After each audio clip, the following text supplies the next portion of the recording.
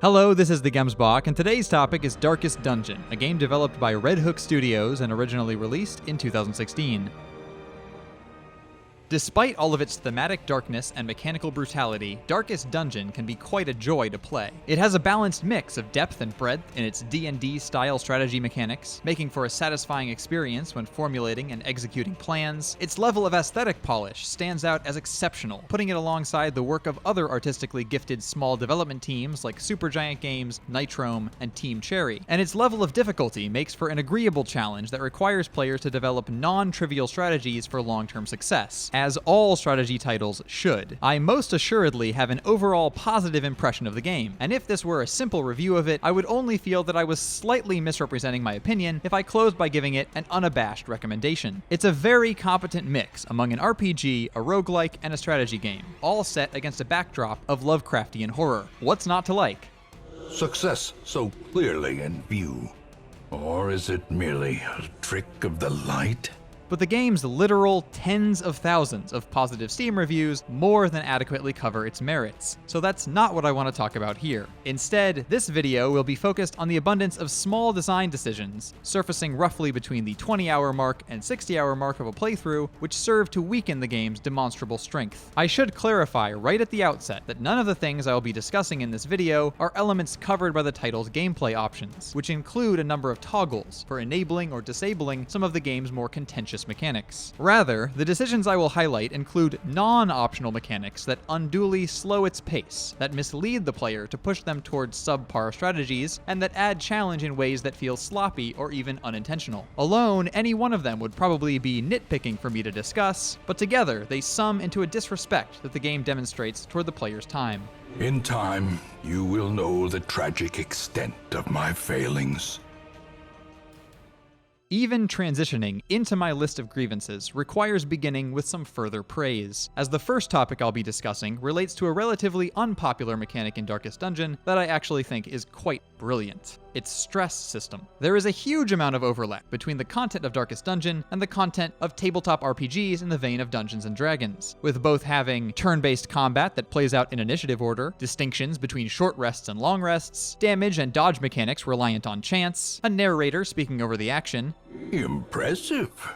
character levels that increment slowly and cap off at a low number, abilities with limited combat uses, and highly numerical approaches to hunger, stealth, and torchlight. One of the mechanics that DD seemingly grabs to a large degree from D&D is how character death is handled. When a character loses all of their hit points in Darkest Dungeon, they are not immediately killed. Instead, they continue to stand and fight with reduced stats while at death's door, where any singular act of further damage is likely to kill them. But if they can be brought above 0 hit points before they actually die, they are saved. With enough speed or multiple healers, characters could have practically infinite life due to the generosity of this mechanic, which allows a character to survive any attack, regardless of damage, provided that they had at least 1 HP beforehand. One of the ways that this state of affairs is balanced is through the stress system. Stress is an attribute which characters accumulate while dungeon crawling, and it works sort of like an opposite health bar, as it operates by golf rules, where a lower number is better. When a character reaches 200 stress, they receive a lethal heart attack. This removes all hit points from a character, or counts as a potential death blow if they are already at death's door. As there are exceedingly few reliable, player-controlled methods to reduce stress while in combat, one cannot dance with death indefinitely without a death blow by heart attack reaching a high likelihood. But it's not what happens at 200 stress that I want to address with criticism. I like what happens at 200 stress. Stress management adds a worthwhile layer of strategic complexity to the game, gives an additional avenue of attack to enemy designs, and, as I've mentioned, contributes to balancing out the game's seemingly permissive character death mechanic. Instead, what I want to talk about is what happens at 100 stress. When any player character reaches 100 stress, they have a base chance of 75% to become afflicted. An affliction is an almost absurdly severe penalty. It reduces max health by 10%, reduces all status effect resistances by 15%, reduces damage output, accuracy, speed, and/or dodging by anywhere from 5 to 25%, and gives the character character a chance to do a number of negative things in and out of combat, including incrementing the stress of all player characters, passing their turns, harming themselves, harming and/or applying status effects to other player characters, interacting with curio objects and dungeon traps, selecting their combat action at random, and rejecting heals and buffs. And the things in the preceding list that can happen by chance are not rare. For most afflictions, there is a chance between 30% and 40% of one of those negative actions against the player's wishes occurring anytime they are potentially applicable. Sounds pretty horrible, right? This mechanic is intended by Red Hook to simulate the effects of exceptional and even supernatural trauma on a character. The front line of this war is not in the dungeon, but rather inside the mind. In small part due to the severity of the penalties, and in large part due to the way that afflicted characters can rapidly increment the stress levels of all of their companions, even a single afflicted character can potentially doom a high-level mission. It is entirely possible to experience a stress cascade where one afflicted character causes the others to become afflicted, which eventually becomes one heart attack victim, causing additional heart attacks. Even still, though, we remain in design territory that could be included in the game without causing any undue problems for a rational and strategic player. But now consider the tutorial tip that is used to introduce the mechanic. When heroes can't take the stress anymore, they can become afflicted. This manifests in different behaviors and stat changes. Afflictions last until you send them to treatment in town, unless you can reduce their stress to 0 during the quest. Well, that complicates things. We can set aside treatment in town, as whether an affliction has caused a mission to fail has already been decided before returning to the hamlet. But it turns out, you can reduce their stress to 0 during the quest, and this can cure an affliction. Moreover, as I said earlier, getting afflicted is not a certainty. Its base chance is 75%. 25% of the time, the character becomes virtuous instead, which is a state that is roughly as good for the player as an affliction is bad. There. So afflictions are not such harsh penalties after all.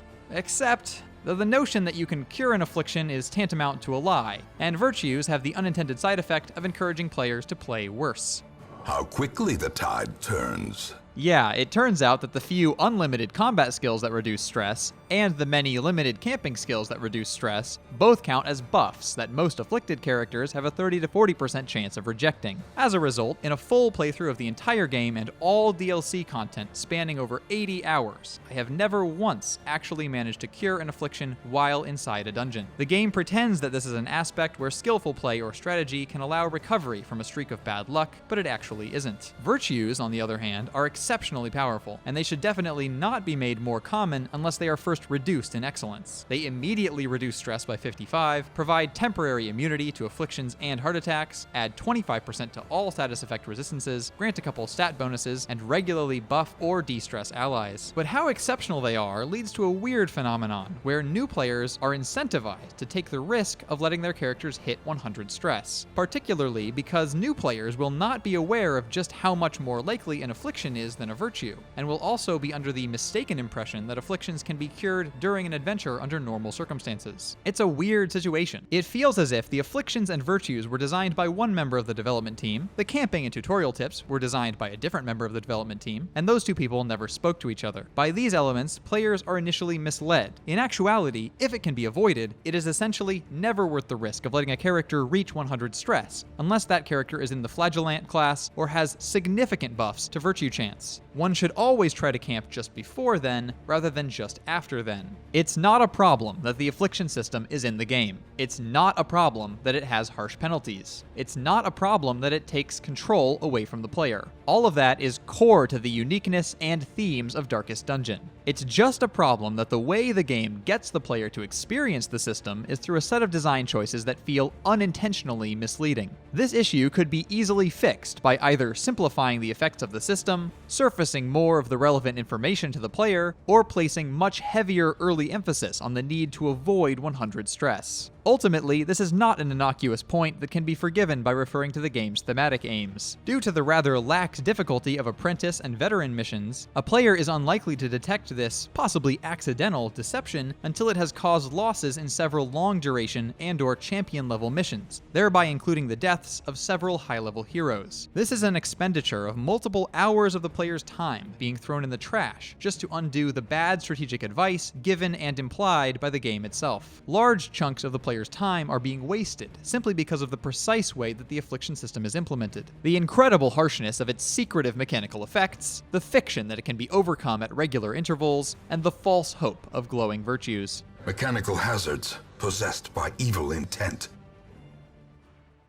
We're going to be stepping outside of the dungeons for this next topic, as it concerns the character management that takes place in the hamlet between missions. This is another area of Darkest Dungeon where there are elements of design that feel like they don't fit together properly. As with the prior section, this leads to an unnecessary consumption of the player's time, but the greater issue is how it negatively impacts the moment-to-moment experience of the game. And I do not mean that it simply provides the types of negative psychological experiences targeted by the game's themes. It's neither sadness nor tension that is created by what I'm about to discuss, but rather boredom and disinterest. It is a travesty. In the rebuttal section further along, one of the aspects of Darkest Dungeon for which I'll be providing praise is the way that it builds an attachment between the player and their characters, then provides very real threats to the lives of those characters. Some of the first messaging the game gives to the player, in between its intro cinematic and its main menu, showing every time the game is loaded, underscores this aspect of the game by saying as follows: "Heroes will die, and when they die, they stay dead. How far will you push your adventurers? How much are you willing to risk in your quest to restore the hamlet? What will you sacrifice to save the life of your favorite hero?" But what I'll skip mentioning when I get to that praise is the fact that the game's ability to foster that kind of attachment has an expiration date due to the precise configuration of how the town and character roster are handled. The game clearly wants the player to maintain and utilize a balanced roster of characters. Thus, removing stress or negative conditions from them via activities in the safety of the township temporarily removes them from the pool of available characters for dungeon missions. And the game provides a steady flow of new characters that can be conscripted for free at the stagecoach. So far, so good. But now let's dig into these features. After completing a mission, any given hero is liable to leave the dungeon with any or all of the following things: an elevated stress level, an affliction, one or more diseases, one or more negative quirks that merit removal, and one or more positive quirks that merit reinforcement. In theory, barring a limitation imposed by available gold, and ignoring the rare chance of characters getting multiple relevant detriments or boons during an outing, this constitutes at most 3 in-game weeks that a character would be unavailable before being brought back up to optimal condition for their next outing.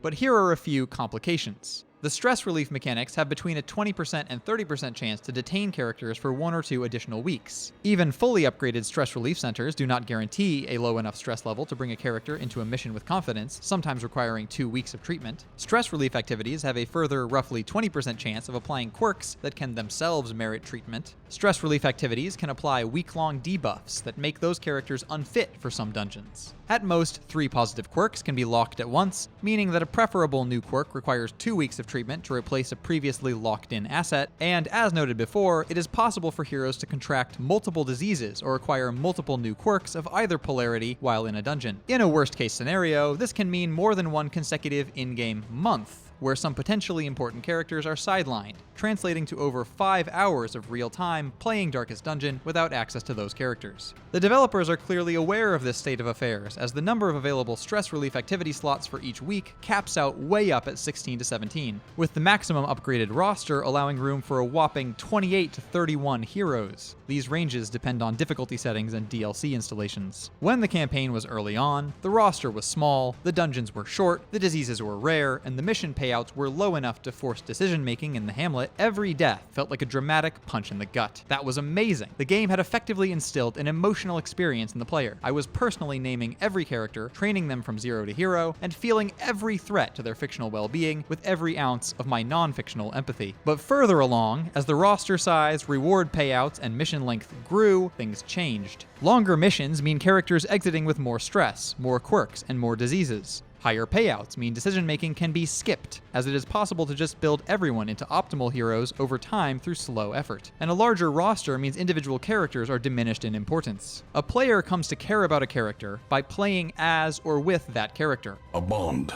forged by battle and bloodshed. Not by shuffling them between hamlet buildings in between missions. And character deaths are a lot less impactful when there are at least 20 backups sitting around back in town. You end up with 2 pools of characters. A group of powerful characters that you used to care about, who spend the vast majority of their time sitting in the hamlet, slowly gearing up to be used once every 4 or 5 hours, and a group of weaker characters that you never cared about, who you send on farming missions to accumulate resources for buffing the important characters. The heroes you want to use are usually left behind, and the heroes you don't don't want to use are usually brought along. In the end, you no longer really care about either group, and the immensity of the roster combines with the increasing level of incoming recruits to make the once indispensable characters feel disposable. I stopped bothering to name characters about halfway through the campaign. The developers have at times addressed this phenomenon as though it's a beneficial emergent property of the game's difficulty, where players get angry at losses and stop naming people out of spite. But it has very little to do with the challenge of the game. Players ceasing to care about their characters because a once engaging game has devolved into a bloated, farming-oriented slog before even getting halfway through the campaign has nothing to do with anger and frustration, has everything to do with boredom and disinterest, and is not a positive outcome. That line of reasoning by the developers becomes a transparent bit of defensiveness when you consider how blatantly it contradicts their far more widespread claims that the game is essentially an oppressive and immersive Lovecraftian horror game about the breakdown of these characters as individuals. Moreover, without spoiling anything, some of the most impactful events in the game's final missions rely heavily on assuming that the player still has an emotional investment in their characters. Compare this to the design of similarly roster-based strategy title XCOM Enemy Unknown, where individual characters are just about never locked away for more than 2 consecutive missions. It still remains necessary to maintain a balanced roster of characters, yet even though the individual characters in that game are more fragile, with lower health pools and a lower chance of surviving a loss of all HP, I continued caring about, fearing for, and personally naming characters throughout the entirety of the campaign. If the goal of Darkest Dungeon's design is, as its developers have repeatedly alleged, to showcase the psychological toll that classical adventuring can have on its protagonists, then a smaller roster size, lower availability of gold, and/or inability to remove negative quirks, a la Rogue Legacy, should have featured heavier in the design. Such limitations would force the player to bring psychologically damaged heroes back into duty. If anything, the design featured in Darkest Dungeon unintentionally pushes the opposite theme. Not that heroes are forever altered by their questing, but that heroes can overcome just about any trauma, no matter how horrendous, if they've just got a month or so to spend relaxing. Curious methodologies and apparatus can calm even the most tormented soul. Without maintaining limitations to mandate difficult decision-making, the entire set of mechanics related to persistent character detriments have as their, hopefully unintentional, primary effects a dulling and slowing of the game. This issue is exacerbated by the restrictions on characters re-entering the final mission area, as, even at their most permissive, those restrictions essentially require that 16 characters be fully groomed to combat perfection, with amenable trinkets, equipment, quirks, and abilities. This translates directly into considerable additional farming, well after the game has run out of new content in the 4 standard dungeon areas. On the subject of new content, although the majority of this analysis doesn't really dig into the DLC, the trinket set bonuses and district buildings, both principally from the Crimson Court expansion, are further extensions of the design decisions highlighted in this section. Both trinket sets and districts allow characters to get noticeable upgrades that include essentially no gameplay drawbacks, which makes them extremely enticing. But since they have no directly detrimental in-game attributes, they're balanced in another way, by requiring a massive amount of repetitive farming to access them. In an echo of general Hamlet management, a situation where limitations and challenges could have led to additional engagement, instead dangles treats behind hours of redundancy, in a manner reminiscent of a free-to-play title. Instead of placing a focus on stress, tension, and trauma, the rhythm of the Hamlet management in Darkest Dungeon is an area of design that yet again simply seems like it harbors some contempt for the time and effort of its players. Through this aspect, Darkest Dungeon morphs from its stellar early game as a compelling strategy title about characters adventuring in incredibly harsh circumstances, aligning well with the stated thematic aims of its developers, to its grindy late game, where middling characters are churned through dungeons to power up increasingly forgettable Hamlet dwellers, aligning poorly with the game's thematic aims, and serving to unnecessarily stretch the game's duration. This squalid hamlet, these corrupted lands, they are yours now, and you are bound to them. This section begins with talking about the corpse mechanic, but not in the way you may be expecting. Famously, during the game's early access development period, players enraged by the addition of the mechanic, where felled enemies drop temporary corpses to maintain positioning rather than vanishing, rallied against it so vociferously that an option was added to the game to turn it off. The thing is even more horrible in death. Personally, I would never think of turning corpses off, as I actually think they are a terrific addition that deepens the strategic gameplay of the title. Without them, it would almost always be reliable to funnel combat activity through a heavily buffed and supported frontline striker. With them, varied approaches and balanced team compositions are required. My personal gripe with the mechanic is entirely different, that it does not extend to the player's party. When a player character sustains a death blow, they simply vanish, making the far left position of the character lineup immediately unavailable, but character abilities are intimately tied to where in the lineup they're standing. Some characters have full suites of mutually advantageous abilities, all of which can only be accomplished from one or two of the 4 available character positions. Losing a character is already a huge disadvantage, but this state of affairs essentially means that multiple characters can be completely destroyed as combatants by a single character's death. This one has become vestigial, useless. Situations where a fight could still be won against the odds with just 2 or 3 living characters instead become impossible. Characters leaving corpses behind would have been one way to address this, but simply allowing characters to continue occupying empty positions would have also been a perfectly acceptable solution. Having neither feels like a horrendous oversight. It is deeply annoying to lose a boss encounter simply because one's surviving characters refuse to stand a few feet to their left. The thing is more terrible than I can describe. If this side effect of character death is an intentional design decision that was fully considered and purposefully implemented by Red Hook, then it is at least as egregious in terms of wasted player time and energy as are the mechanics discussed earlier. There is no logical reason that a long-range fighter would rush into close combat after the death of a comrade, even if the automatic movement of characters upon the death of their allies were retained to simulate the notion of the enemies clearing out the front line and closing in on the further heroes. It remains an obnoxious imposition to prevent those characters from spending their action to then move further away on their next turn.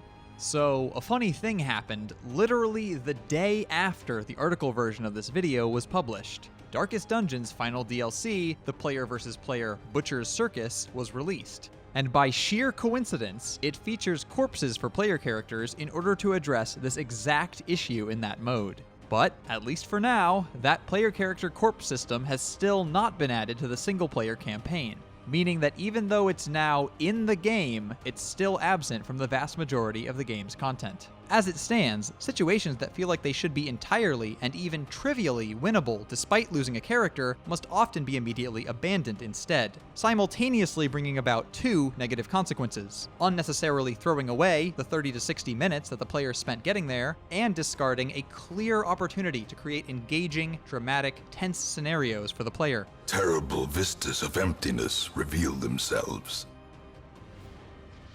It is fair to assume that by this point in the video, if any of them are still watching, the game's most ardent supporters have long since declared that I am missing the point of the game. That the game is intentionally frustrating as a means of communicating its themes about trauma, stress, and dark revelations of the human psyche. Along these lines, I applaud the game for the way it builds up investment and attachment in characters only to allow them to permanently die in sudden and tragic twists of fate. The way characters can perish from an overwhelmingly massive quantity of stress just as easily as from physical attacks. The way its later missions are truly difficult and cannot be won with lazy or haphazard strategies, and the way its gorgeous art style, somber music and sound design, and cynically macabre narration all sum together to establish a dour and oppressive tone. This horror must be unmade. I love all of that. This video is not a complaint about the game being frustrating or depressing, and I would hope that my long history of praising games that are famous for their high difficulty levels and thematic darkness could make that abundantly clear. This man understands that adversity and existence are one and the same.